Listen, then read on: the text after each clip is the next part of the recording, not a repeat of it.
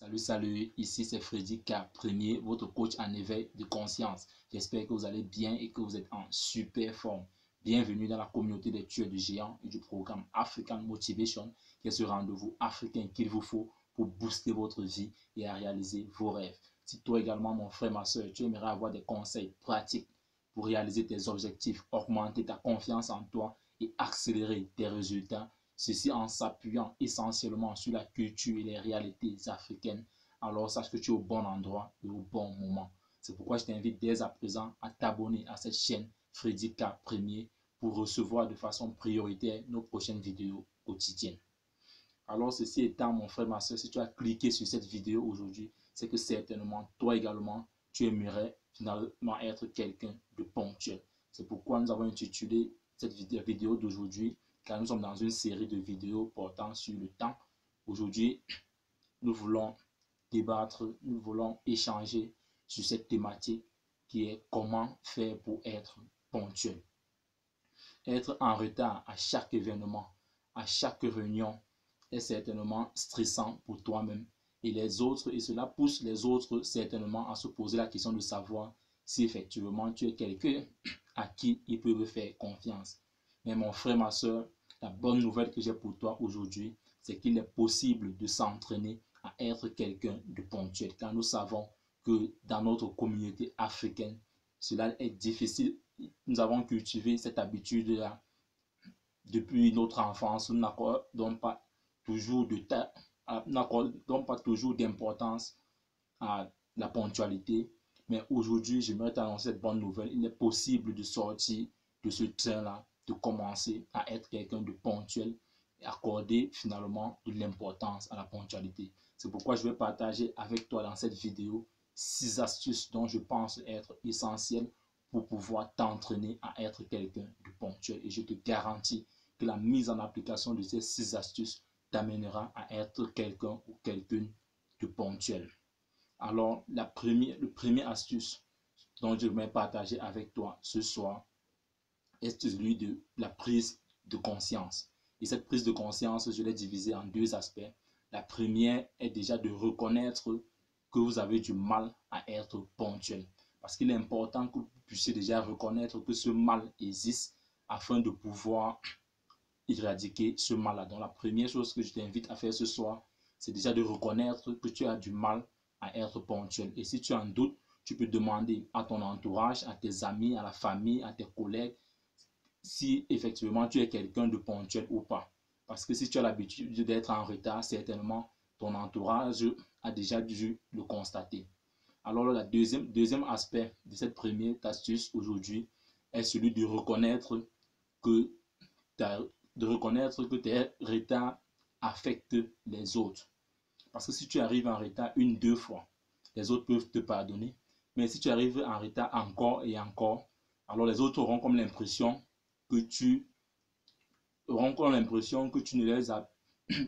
ne les apprécies pas, auront comme l'impression que tu n'accordes pas d'importance à ces personnes-là. Et le fait de venir en retard, tu es en train de transmettre ce message selon lequel tu accordes plus d'importance à ton temps que celui des autres. Même si ce n'est pas ce que tu ressens, mais c'est l'impression que tu donnes aux autres en étant constamment en retard. Donc mon premier astuce ce soir, mon frère, ma soeur, est cette prise de conscience dans ces 2 volets-là. Reconnaître déjà que tu as du mal à être ponctuel et reconnaître effectivement que ton retard affecte les autres. Alors la deuxième clé dont j'aimerais partager avec toi ce soir, qui semble à première vue être banale, est celui de t'acheter une montre bracelet.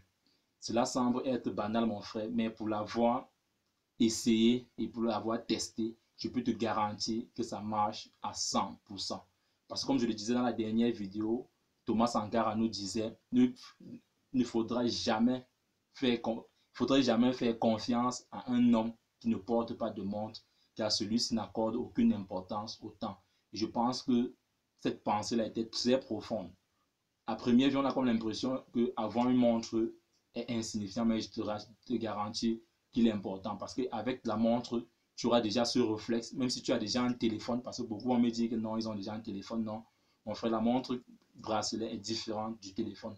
Tu auras ce réflexe déjà qu'à chaque fois tu dois regarder sur ta main, tu dois regarder sur ton bras pour voir, pour regarder l'heure. Et, et en le faisant à longueur de journée, tu dois, parce qu'à chaque fois que tu regardes sur ta montre, ça t'amène à projeter tout ton programme dans ta tête. Et avec en cultivant ce réflexe-là, tu vas te rendre compte que de plus en plus, tu es ponctuel dans tes rendez-vous. Alors, la troisième clé que j'aimerais partager avec toi, qui suit celui de cette montre, est de régler ta montre à 15 minutes d'avance. Au départ, tu auras comme l'impression que non, le fait que c'est toi qui l'as réglé, à chaque fois, tu vas te rappeler, mais je te garantis que après avoir réglé ta montre à 15 minutes d'avance, quelques temps après, tu vas oublier ce petit détail-là. Et ce petit détail-là pourra te sauver dans plusieurs cas. Et je profite également pour te rappeler ce vieux adage militaire qui dit si tu n'es pas 5 minutes en avance, sache que tu as 10 minutes de retard. Si tu n'es pas 5 minutes en avance, c'est que tu as 10 minutes de retard. Ça veut dire que si tu arrives à l'heure, en principe, tu es en retard de 5 minutes. Donc, je t'invite également à méditer par rapport à ce adage militaire. Si tu es 5 minutes en avance, sache que tu es 10 minutes en retard. Et j'ai connu également un boss à l'époque, je crois que c'était les années 2013 quand j'étais au Cameroun, qui nous disait toujours que si tu arrives à l'heure, en réalité, sache que tu es en retard. Parce que quand je disais par exemple que le boulot commence à 8 heures, si tu arrives effectivement à 8 heures, le temps que tu vas perdre pour allumer ta machine, pour déposer ton sac, pour prendre peut-être ton petit café, tu seras déjà en retard par rapport à ta tâche. Puisque quand on dit que 8 heures, il s'agit de... Cela sous-entend qu'à 8 heures, tu devrais déjà être en train de travailler.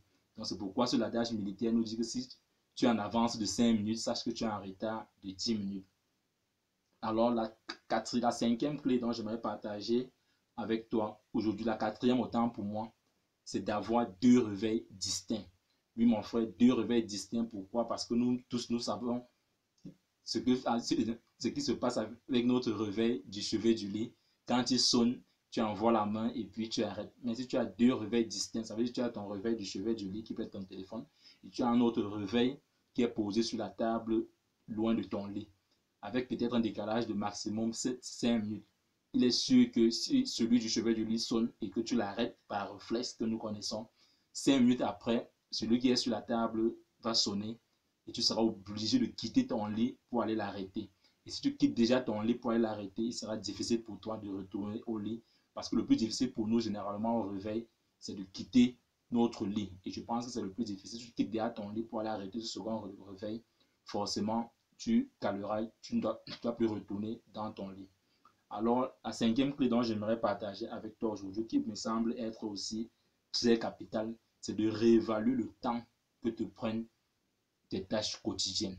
Et surtout, ne pas prendre trop d'engagement. Je le répète ici tout le temps, sur la notion d'apprendre à dire non à certaines choses. Peut-être certainement tu es toujours en retard parce que tu as trop d'engagement, tu prends trop d'engagement.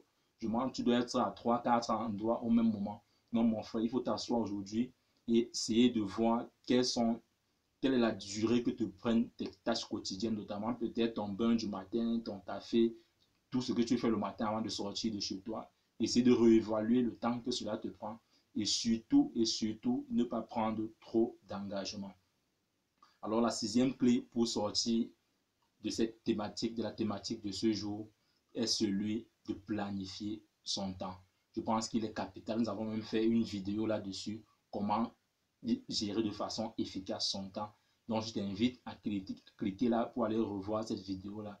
Il sera important pour toi, mon frère, de planifier ton temps, d'être quelqu'un qui vit dans le planning. C'est que chez nous, dans notre culture africaine, nous n'avons pas trop ce réflexe de planning. Mais je t'invite dès aujourd'hui à commencer à avoir ce réflexe de planifier ton temps en avance, de savoir en avance ce que tu dois faire demain et de pouvoir l'écrire, de pouvoir le noter, d'avoir ce bloc-notes-là. Ce n'est pas fait seulement pour les autres, mon frère.